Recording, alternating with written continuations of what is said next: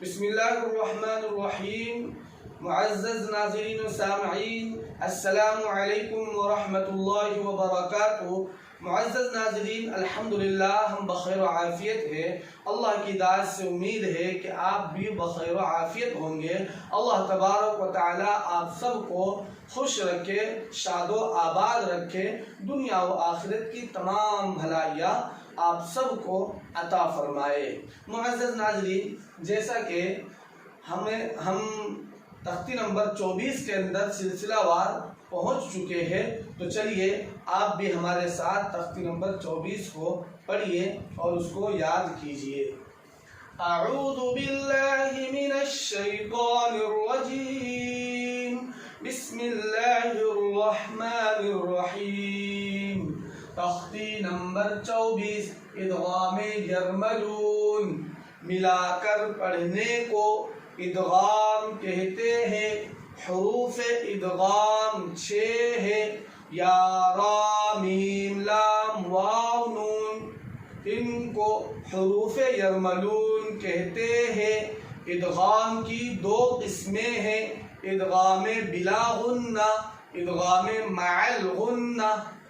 یعنی وہ ادغام جس کو ملا کر جن کو غننے کے ساتھ پڑھا جائے، اور وہ ادغام جس کو بغیر غننے کے ساتھ پڑھا جائے. یہ 2 قسمیں ہیں.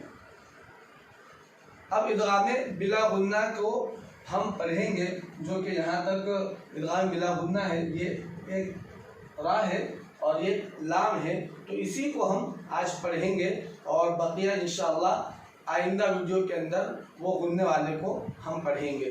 تو چلیے ہم شروع کرتے ہیں. تنوین یا نون ساکن کے بعد، تنوین یا نون ساکن کے بعد حروف یرملون میں سے لام اور را آئے تو ادغام بلا غنہ ہوگا. تنوین یا نون ساکن کی آواز کو بغیر غنہ کے ساتھ پڑھیں گے. جیسے دیکھیے، ہم نے کہا تھا ادغام بلا غنہ کے اندر اگر تنوین نون ساکن کے بعد لام اور را آئے تو، دیکھیے لام یہ ہے اور را یہ ہے، لام اور را آئے تو ادغام بلا غنہ ہوگا. دیکھیے یہاں پر دیکھ لیجیے آپ، یہیں پہ اب لکھنے سے بہتر ہے کہ یہیں سمجھیں.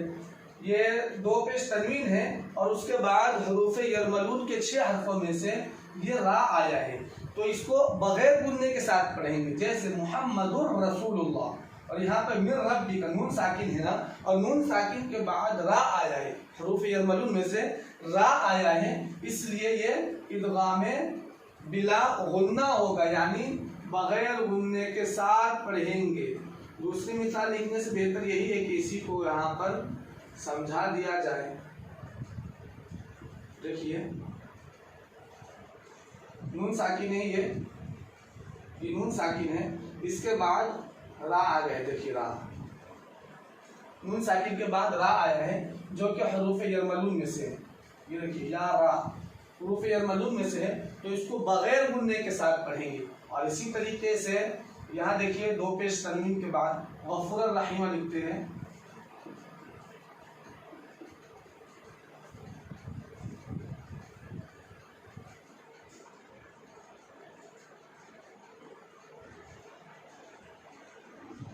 دیکھیے 2 زبر تنوین ہے، اس کے بعد را آ گیا ہے، تو اس کو بھی ادغام بلا غنہ پڑھیں گے، کیونکہ یہ را جو ہے، را یہ حروف یرملون میں سے ہے، اور حروف یرملون میں سے اگر تنوین نون ساکن کے بعد را آئے تو ادغام بلا غنہ ہوگا.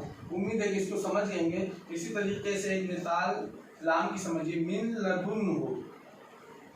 دیکھیے من لدن ہو،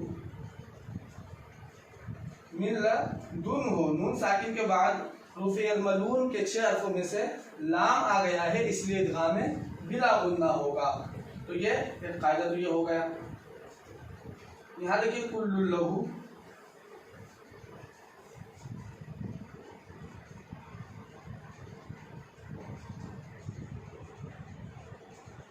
دیکھیے یہ 2 پیش تنوین ہے اور اس کے بعد لام آ گئے جو کہ حروف یرملون کے 6 حرفوں میں سے آیا ہے لام، تو وہ ادغام بلا غنہ یہاں پر بھی پایا جائے گا.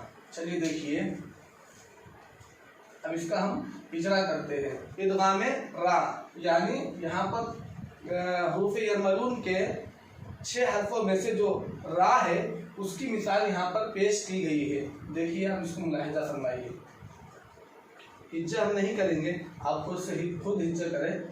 محمد رسول اللہ، گننا نہیں ہوا، در رسول اللہ. محمد رسول اللہ، یہ میم میں تو گننا ہوگا کیونکہ یہ میم مشدد ہے. میم مشدد کے پڑھنے میں ایک الف کی مقدار گننا ہوگا. تو تختی نمبر 13 کے اندر ہم نے پڑھا تھا. ادغام بلا غنہ ہوگا، دو پیش تنوین کے بعد را آیا ہے اس لیے ادغام بلا غنہ ہوگا. دو پیش تنوین کی آواز کو بغیر غنہ کے ساتھ پڑھے، جیسے محمد الرسول اللہ من ربک. ادغام بلا غنہ ہوگا، نون ساکن کے بعد حروف یرملون میں سے را آیا ہے اس لیے ادغام بلا غنہ ہوگا. نون ساکن کی آواز کو بغیر غنہ کے ملا کر پڑھے جیسے من ربک غفور الرحیم. ادغام بلا غنہ ہوگا، دو زبر تنوین کے بعد حروف یرملون میں سے را آیا ہے اس لیے ادغام بلا غنہ ہوگا. دو زبر تنوین کی آواز کو بغیر غنہ کے ملا کر پڑھیں جیسے غفور الرحیم عیشت الراضیہ. ادغام بلا غنہ ہوگا، دو زیر تنوین کے بعد حروف یرملون میں سے را آیا ہے اس لیے ادغام بلا غنہ ہوگا. دو زیر تنوین کی آواز کو بغیر غنہ کے ملا کر پڑھے جیسے عیشت الراضیہ. یہ ادغام را یعنی تنوین یا نون ساکن کے بعد را آئے تو اس کی مثال تھی.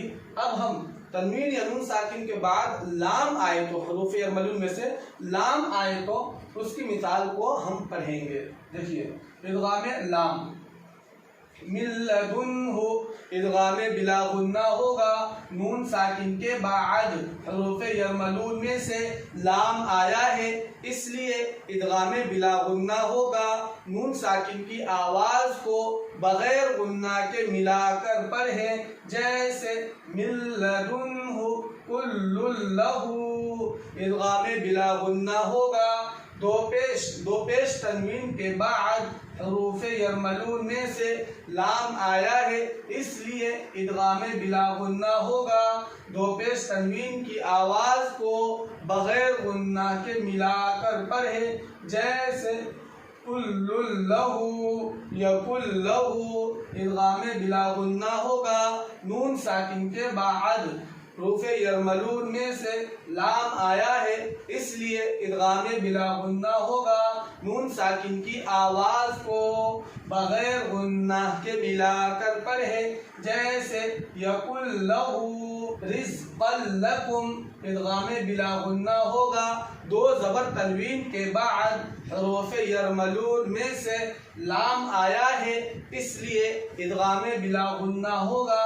دو زبر تنوین کی آواز کو بغیر غنہ کے ملا کر پڑھے جیسے رزقا لکم اف لکم. ادغام بلا غنہ ہوگا، دو زیر تنوین کے بعد حروف یرملون میں سے لام آیا ہے اس لیے ادغام بلا غنہ ہوگا. دو زیر تنوین کی آواز کو بغیر غنہ کے ملا کر پڑھے جیسے اف لکم من لبن. ادغام بلا غنہ ہوگا، نون ساکن کے بعد حروف یرملون میں سے لام آیا ہے اس لیے ادغام بلا غنہ ہوگا. نون ساکن کی آواز کو بغیر غنہ کے ملا کر پڑھے جیسے من لبن. الحمدللہ ہماری تختی نمبر 24 کا جو پہلا پارٹ تھا اور پہلا حصہ تھا جو کہ ادغام بلا غنہ پر مشتمل ہے وہ مکمل ہو چکا ہے. وہ پارٹ اور وہ حصہ مکمل ہو چکا ہے. اب ہم اگلے حصے کے لیے انتظار کریں، انشاءاللہ وہ حصہ بھی بہت جلد آپ تک پہنچا دیا جائے گا.